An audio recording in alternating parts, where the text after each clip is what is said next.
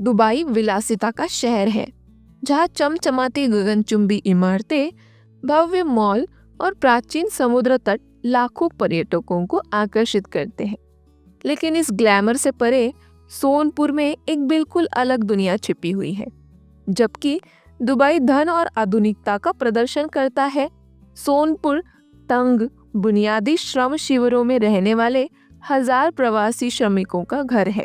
ये श्रमिक दुबई के भव्य क्षितिज का निर्माण करते हैं, लेकिन कठोर परिस्थितियों और अलगाव को सहन करते हैं। पर्यटक सोनापुर में नहीं आते हैं क्योंकि इससे शहर की विलासिता पूर्व छवि धूमिल हो जाती है। ये एक ऐसी जगह है जो दुबई के चमकदार पहलू से बिल्कुल ही अलग है, जो ग्लैमर के पीछे के अनदेखे संघर्षों को उजागर करती है। दो दुनिया फिर भी दुनिया अलग।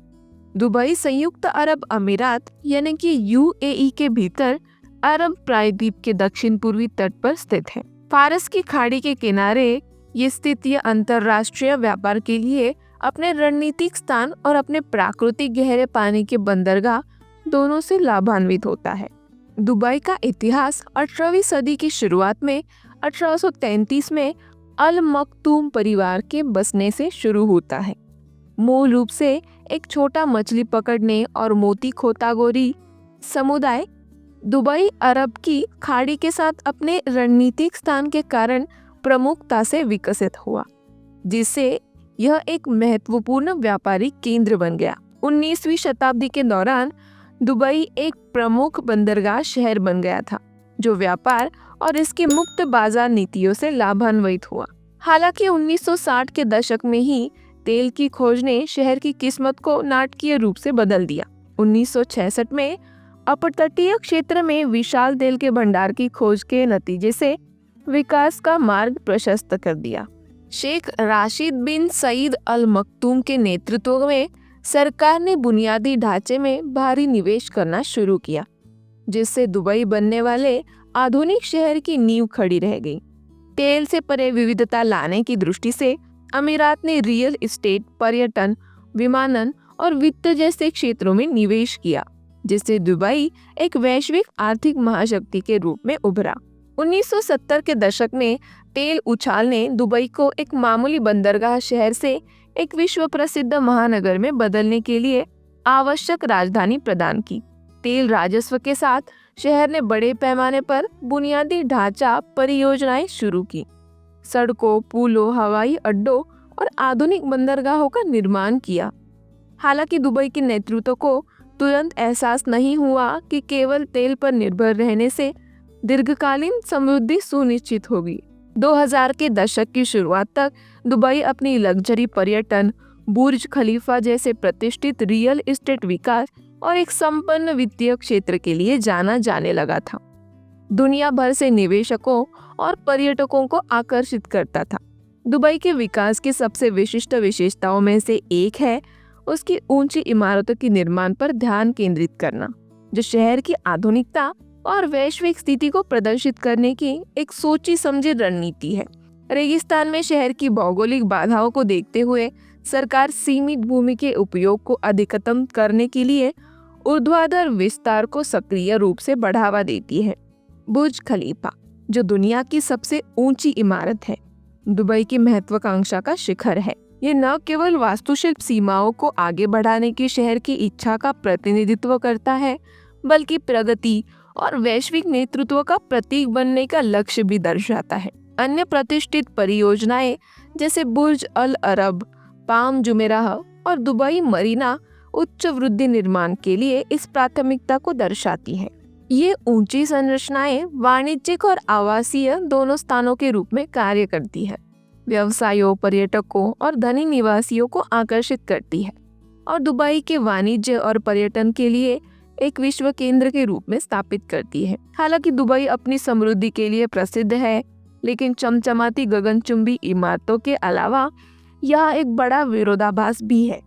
सोनापुर जैसे श्रमिक शिविर जिले जैसे क्षेत्र में हजारों प्रवासी श्रमिक खराब परिस्थितियों में रहते हैं, जो शहर की विलासिता संचालित अर्थव्यवस्था का समर्थन करने के लिए अथक प्रयास कर रहे हैं।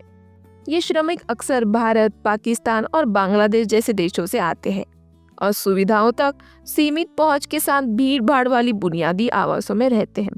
सोलापुर में जीवन दुबई से जुड़ी संपत्ति से बहुत दूर है, जो शहर के अभिजात वर्ग और इसके कम आय वाले श्रमिकों के बीच गंभीर आर्थिक विभाजन को उजागर करता है।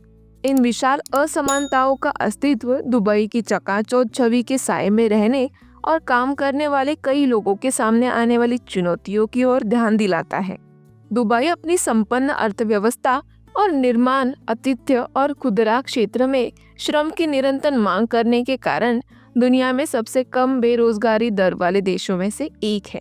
हालांकि ये आंकड़ा कई प्रवासी श्रमिकों द्वारा सामना की गई वास्तविकता को छुपाता है, जो अक्सर शोषणकारी परिस्थितियों में कार्यरत होते हैं। इन श्रमिकों को अक्सर सीमित अधिकारों और सुरक्षा के साथ लंबे समय तक काम करने, कम वेतन और खराब रहने की स्थिति का सामना करना पड़ता है। इनमें से कई व्यक्ति कार्य अनुबंधों के माध्यम से अपने नियोक्ताओं से बंधे हुए हैं, जिससे नौकरी बदलना या छोड़ना मुश्किल हो जाता है, जिससे वे दुर्व्यवहार और शोषण के प्रति संवेदनशील हो जाते हैं। दुबई में वेतन नौकरी और क्षेत्र के आधार पर व्यापक रूप से भिन्न होता है। इंजीनियरों या अधिकारियों जैसे उच्च कुशल पेशेवरों के लिए वेतन प्रतिमाह 15,000 AED से लेकर 30,000 AED तक हो सकता है। दूसरी ओर निर्माण या सेवा उद्योगों में मैनुअल मजदूर और कम वेतन वाले श्रमिक अक्सर 1500 से 2,500 AED के बीच में कमाते हैं। ये श्रमिक आमतौर पर सुविधाओं तक सीमित पहुंच के साथ श्रमिक शिविरों में रहते हैं। अमीर अभिजात वर्ग और कम वेतन वाले श्रमिकों के बीच वेतन असमानता दुबई की अर्थव्यवस्था की एक प्रमुख विशेषता है, जो शहर की समृद्धि के बावजूद गहरी असमानताओं को उजागर करती है।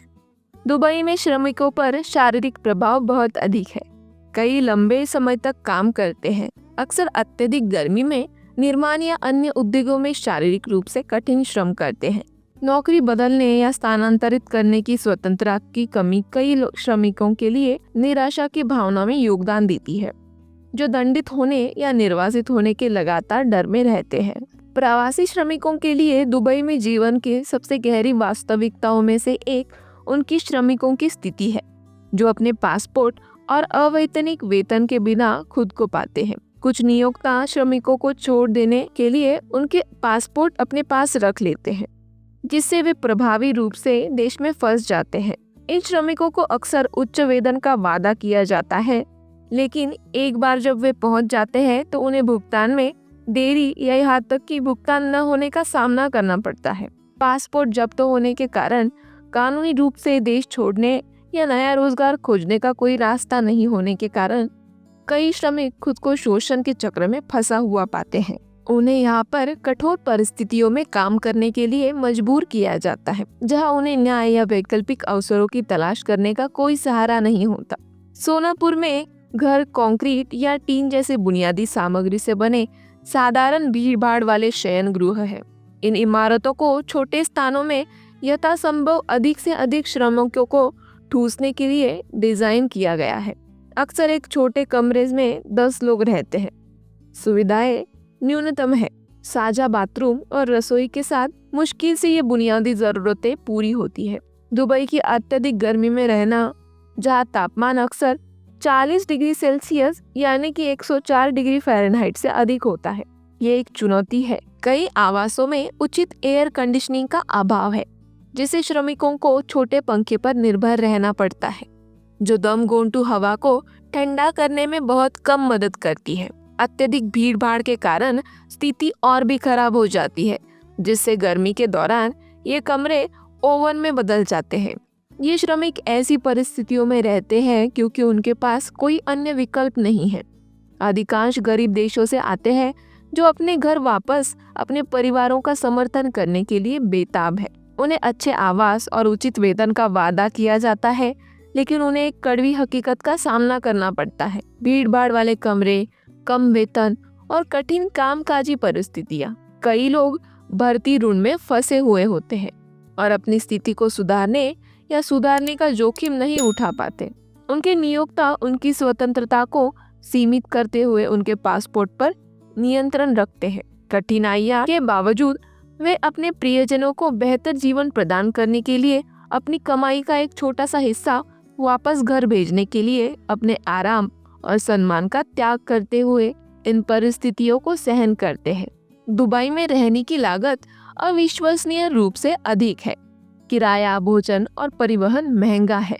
फिर भी प्रवासी श्रमिक आश्चर्यजनक रूप से कम वेतन कमाते हैं, आमतौर पर 17,000 से 34,000 रुपए प्रति माह के बीच। इसमें एक बड़ा हिस्सा अक्सर उनके नियोक्ताओं को प्रदान किए गए भीड़भाड़ वाले श्रमिक शिविरों में आवास के लिए काटा जाता है। श्रमिक शेष राशि बुनियादी भोजन और आवश्यकताओं पर खर्च कर सकते हैं, जिससे उनके पास अपने लिए कुछ लगभग ही बचता है।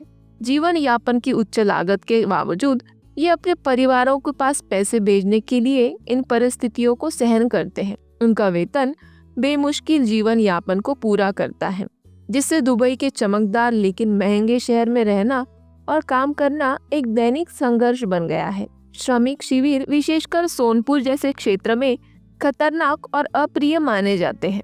भीड़भाड़ वाली परिस्थितियों और उचित बुनियादी ढांचे की कमी के कारण ये क्षेत्र न केवल शारीरिक रूप से असुरक्षित है, बल्कि महत्वपूर्ण स्वास्थ्य जोखिम भी पैदा करते हैं। श्रमिकों के रहने के क्षेत्र दुबई के पर्यटन स्थलों की विलासिता और भव्यता से बहुत दूर है, और जब तक बहुत आवश्यक न हो, इन स्थानों पर जाने से बचने की दृढ़ता से सलाह दी जाती है। शहर की समृद्ध जीवन शैली और इन श्रमिक शिविरों की स्थितियों के बीच का अंतर दुबई में गहरे सामाजिक और आर्थिक विभाजन को उजागर करता है। दुबई की शानदार छवि के आदि आगंतुकों और निवासियों के लिए इन क्षेत्रों में प्रवेश करने से शहर के निर्माण और सेवा उद्योगों को शक्ति देने वाले लोगों के जीवन के बारे में एक गंभीर और असुविधाजनक वास्तविकता की जांच होती है।